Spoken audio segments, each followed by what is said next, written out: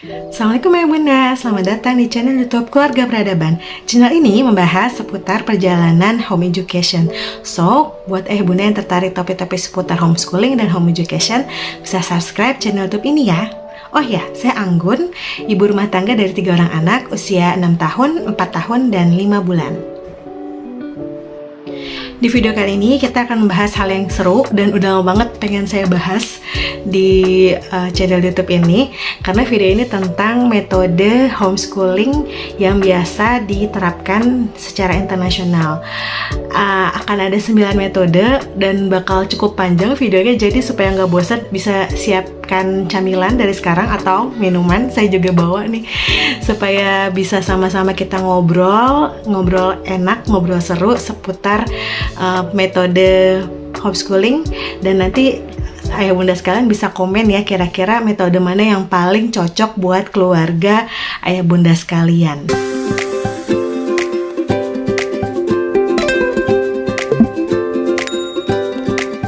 Oke, metode pertama itu namanya metode klasikal. Metode ini yang paling sering dan umum digunakan di sekolah manapun secara global. Khususnya di Indonesia ini udah dari awal model pendidikan sekolah, biasanya pakai metode klasikal ini. Jadi klasikal ini adalah metode yang teacher sentris, kemudian siswa belajar sesuai dengan mata pelajaran tertentu. Misalnya matematika, bahasa Indonesia, agama, PPKN, sains, dan juga pelajaran IPA, IPS ya, IPA dan IPS. Nah, itu metode klasikal. Jadi nanti guru mengajar sesuai dengan mata pelajaran. Misalnya ada buku yang sesuai dengan mata pelajaran itu yang kita explore dan kita pelajari sesuai dengan mata pelajarannya. Jadi nanti akan semakin naik level atau semakin naik kelas, mata pelajarannya akan semakin bebannya akan semakin berat. Nah, itu metode pertama, itu metode klasikal. Metode kedua yaitu unit studies. Jadi metode unit studies ini adalah metode belajar sesuai dengan tema besar atau topik besar yang nanti mata pelajarannya akan terintegrasi sesuai dengan tema yang sedang dibahas. Nah, metode ini sebenarnya mirip banget dengan kurikulum 2013, kurikulum tematik. Jadi kurikulum tematik ini sebenarnya menggunakan metode pendekatan metode pembelajaran unit studies. Contohnya seperti misalnya kita sedang belajar tentang tema diriku. Nah, kemudian di tema diriku itu akan ada mata pelajaran matematika. Misalnya anak-anak yang usia preschool nanti akan diminta untuk menghitung jumlah anggota tubuh gitu ya. Matanya ada 2, hidung ada 1, giginya nanti dihitung ada berapa, seperti itu. Kemudian kalau pelajaran bahasanya, misalnya nanti anak-anak disuruh atau diminta untuk menarasikan atau menulis atau membaca topik seputar anggota badan gitu ya, anggota tubuh misalnya. Kemudian kalau misalnya mata pelajaran sains nanti akan dipelajari tubuh dan juga fungsi-fungsinya.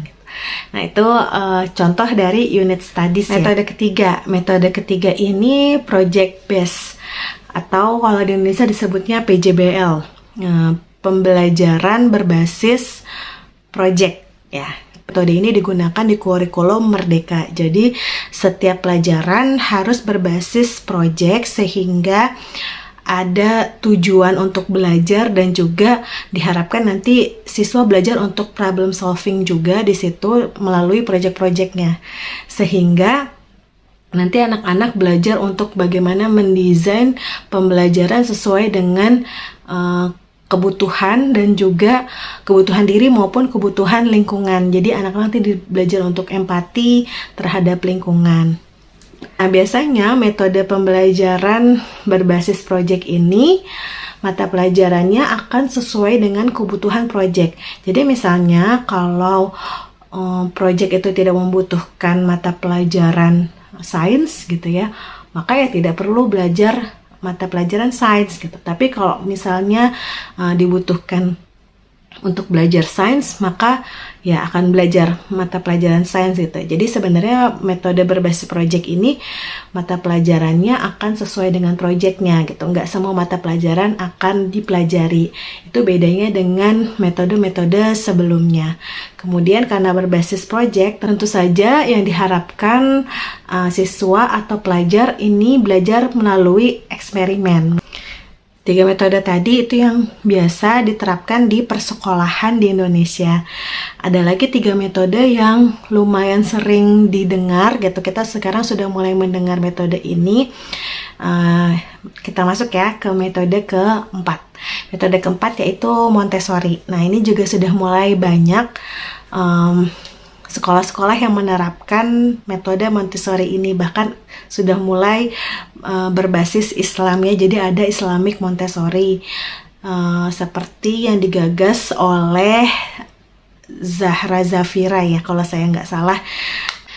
Di metode Montessori ini lingkungan harus mendukung pembelajaran si siswanya atau si pelajarnya. Jadi nanti biasanya anak-anak ini akan belajar secara moving class. Jadi misalnya setiap ruangan yang ada di rumah ataupun yang ada di sekolah itu bisa mensupport kebutuhan belajar anak. Kemudian dengan metode Montessori ini biasanya alat dan bahan pembelajaran itu sudah disiapkan dan sudah terekspos sehingga anak-anak akan belajar sesuai dengan minat dan juga kebutuhan anak gitu. Ada misalnya beberapa mainan atau misalnya beberapa perintilan gitu ya yang kira-kira membuat anak tertarik, kemudian anak memainkannya atau anak-anak kemudian mencoba untuk mengeksplor alat dan bahan tersebut. Nah, maka saat itulah anak-anak belajar. Jadi nanti anak-anak belajar berdasarkan memang basic needs-nya dia. Alat dan bahan ini biasanya disebut dengan loose part. Jadi mainan-mainannya memang mainan-mainan yang secara random sudah disiapkan di area belajar atau area bermain anak. Kemudian metode kelima, metode Charlotte Mason atau biasa disingkat CM. Metode CM ini juga menarik karena metode ini berbasis kehidupan real, situasi real yang sedang dialami oleh anak itu gitu. Jadi yang sedang dialami oleh si pelajar atau si siswa. Dari situlah nanti si siswa ini atau si pelajar ini akan belajar gitu. Jadi belajar sesuai dengan hal-hal yang sedang relate dengan kehidupannya.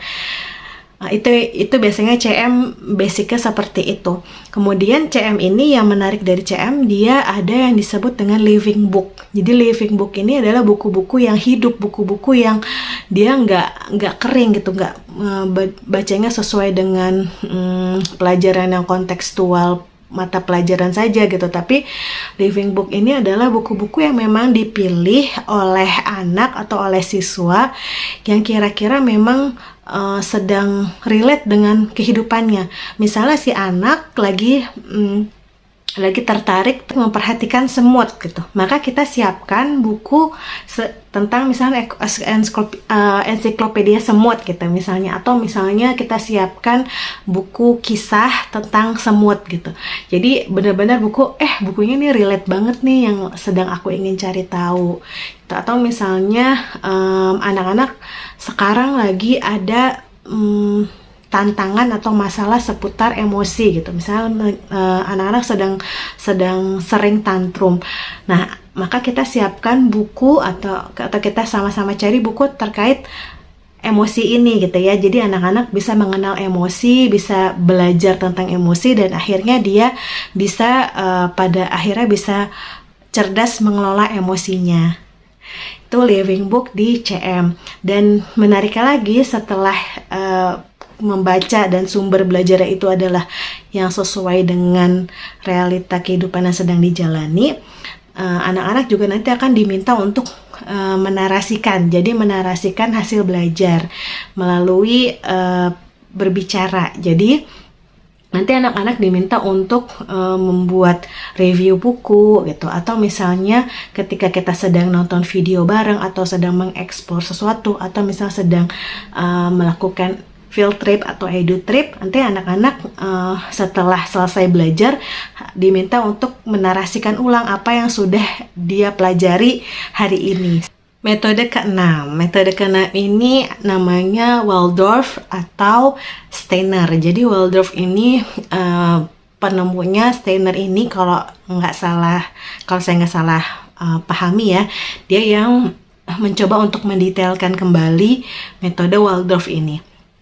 Nah, di metode Waldorf atau Steiner ini, dia belajarnya adalah learning through doing.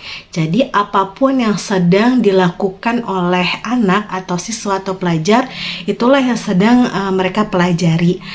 Belajarnya nanti akan berbasis alam sekitarnya dia. Jadi, apapun yang ada di alam itu adalah sumber atau resource atau referensi belajarnya mereka. Jadi, anak-anak tidak terpaku oleh buku gitu ya, tidak terpaku oleh sumber tertentu. Semua yang ada di lingkungan dia itu bisa menjadi sumber belajar, bisa menjadi sumber belajarnya anak. Nah, metode Waldorf ini yang menarik adalah statementnya yaitu semua boleh kecuali yang tidak boleh. Jadi apapun yang dilakukan oleh anak itu semuanya boleh, kecuali yang tidak boleh. Nah, itu yang tidak boleh ini adalah boundaries setnya yang akan ditimbang oleh pendidik atau educator yang mendampingi anak belajar. Jadi nanti bisa dilihat misalnya ketika anak-anak ini masih preschool, maka boundariesnya akan segini gitu. Jadi dia boleh main apa aja kecuali tidak memainkan hal-hal yang berbahaya gitu. Nanti kita buat boundary setnya apa saja yang berbahaya, apa saja yang tidak boleh gitu. Ini boleh dengan catatan seperti ini. Nah, seperti itu cara atau gaya belajarnya Charlotte Mason. Kemudian Charlotte Mason ini diharapkan anak-anak bisa seimbang antara mind, body, and soul. Jadi ada 3 lipatan di Charlotte Mason, dan 3 lipatan itu diharapkan seimbang. Jadi belajarnya bukan hanya tentang dari buku, kita belajar dengan cara berpikir, tapi belajar juga dengan misalnya kita bergerak, kita melakukan kegiatan bergerak, kita melakukan meditasi, melakukan hal-hal yang sifatnya spiritual, itu juga sebenarnya termasuk dalam pembelajaran di Charlotte Mason atau CM. Nah, 3 metode ini sebenarnya kalau dilihat-lihat agak mirip-mirip ya, tapi memang tadi ada hal-hal yang spesifik, unik masing-masing metode antara Montessori, CM, dan Waldorf. Itu nanti akan nanti terlihat bedanya ada di situ. Tapi biasanya 3 metode ini tuh cocok banget buat usia preschool sampai usia anak sebelum akil balik. Sebenarnya cocok banget nih 3 metode ini kalau misalnya ayah bunda sekalian punya anak yang usia sebelum akil balik atau pra akil balik, dari preschool sampai pra akil balik.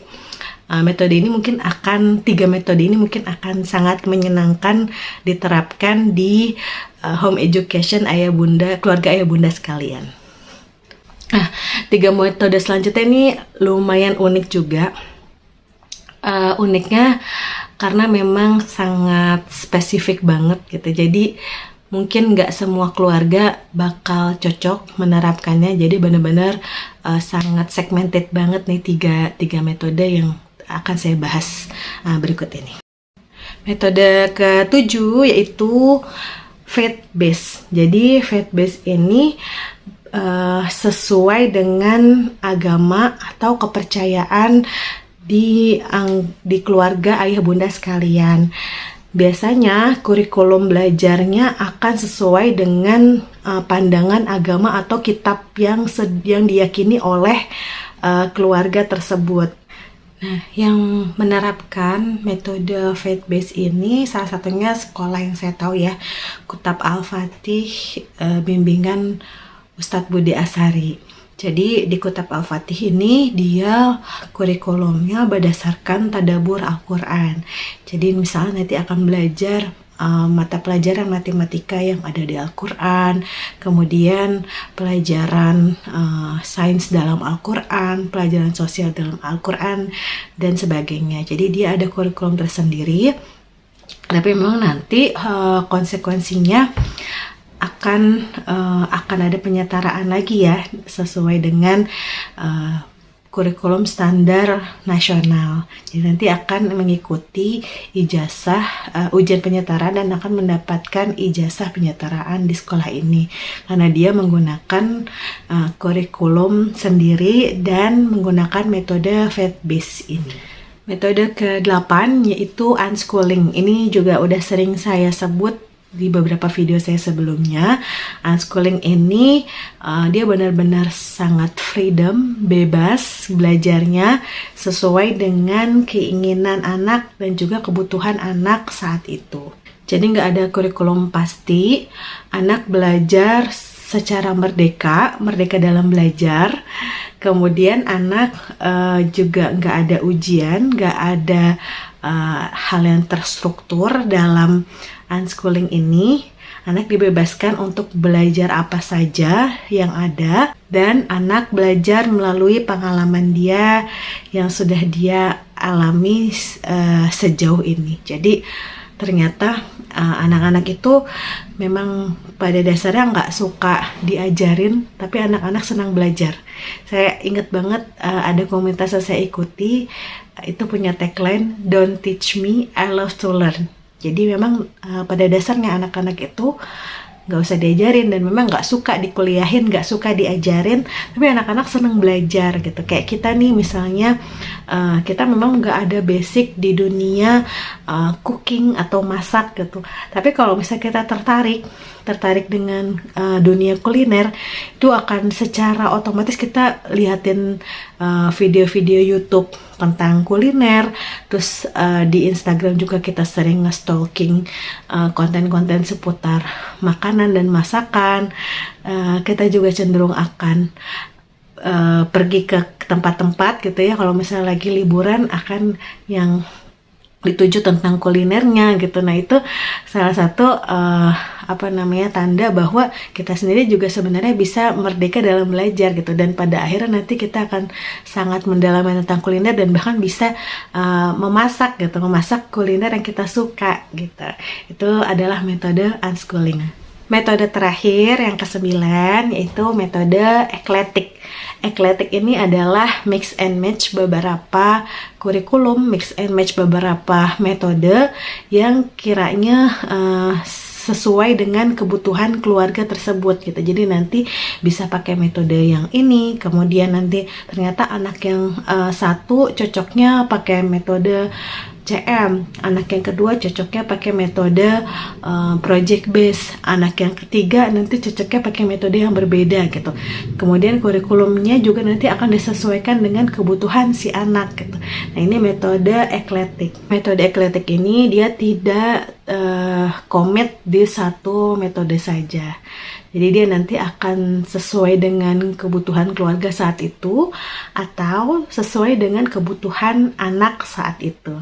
Jadi anak juga belum tentu nanti akan selamanya pakai metode CM gitu, atau misalnya akan selamanya pakai metode project based gitu. Bisa jadi nanti tiba-tiba berubah gaya belajarnya atau metode belajarnya. Nah sekarang kalau misalnya ditanya kira-kira keluarga peradaban akan pakai metode yang mana nih? Sebenarnya sejauh ini yang kira-kira cocok buat saya gitu, dan saya pribadi sebagai pendidik, sebagai educator yang mendampingi anak-anak yang masih preschool ini, tentunya nanti akan masih sangat sesuai dengan gaya saya dan kapasitas saya dalam mendidik anak ya. Jadi belum bisa banget melihat kebutuhan anak seperti apa gitu.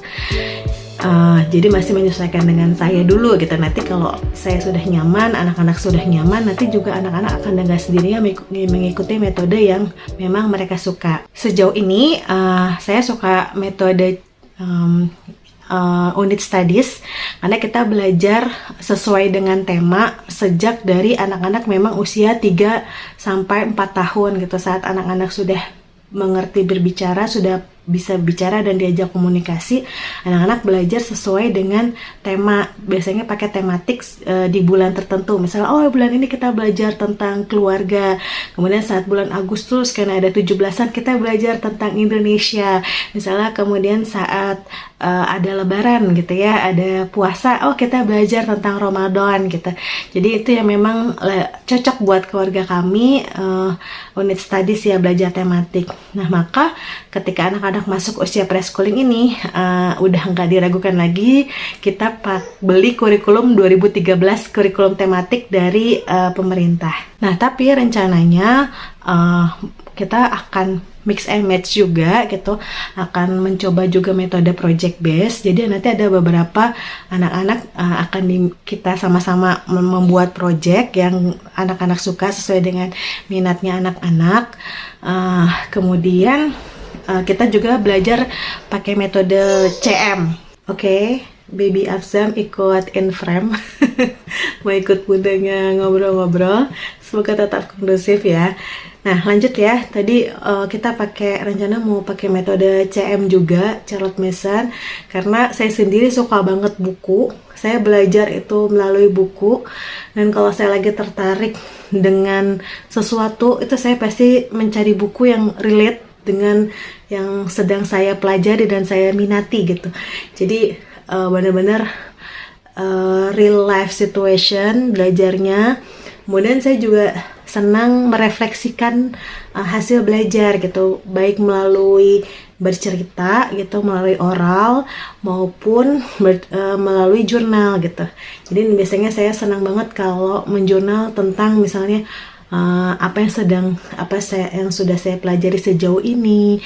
Misalnya saya sedang belajar tentang home education ini, nanti saya akan buat jurnalnya, bahkan nanti saya juga narasikan di channel YouTube ini hasil belajar saya gitu. Jadi sebenarnya channel YouTube ini juga salah satu dokumentasi perjalanan saya belajar bersama keluarga tentang home education, karena kita sama-sama homeschooler atau home educator pemula ya gitu. Jadi belajar bareng-bareng. Nah anak-anak pun sama, nanti belajarnya akan direfleksikan. Jadi anak-anak belajarnya nanti setiap baca buku, biasanya saya minta ceritakan ulang apa yang sudah dibaca, apa yang sudah dipelajari. Misalnya kita habis dari kunjungan ke beberapa tempat, nanti biasanya saya tanya bagaimana rasanya, apa yang dipelajari saat itu gitu. Jadi Charlotte Mason ini cocok dengan gaya keluarga kami. Kemudian rencananya juga akan ada faith based juga, karena bagaimanapun keluarga kami Muslim, dan menurut kami sumber belajar, sumber ilmu itu memang Al-Quran. Maka nanti kita akan belajar yang unit studies itu temanya nanti nggak jauh-jauh dari tadabbur Al-Quran. Jadi tematiknya based on tadabbur Quran. Kemudian mungkin jadi bisa juga dibilang ekletik ya gitu, dibilang metode ekletik, tapi belum sepenuhnya ekletik karena masih senternya, pusatnya masih di saya gitu, karena anak-anak masih belum bisa memilih metode belajarnya masing-masing ya. Jadi masih mengikuti bundanya nanti mendidiknya seperti apa, membinanya seperti apa, mengajarnya seperti apa. Jadi kurang lebih seperti itu. Nah, ayah bunda gimana nih? Kira-kira mana metode yang paling cocok buat ayah bunda semua? Apakah Montessori yang sekarang lagi trending di Indonesia gitu? Kalau saya jujur Montessori kurang terlalu cocok buat keluarga saya, karena saya tidak setelaten itu menyiapkan alat dan bahan.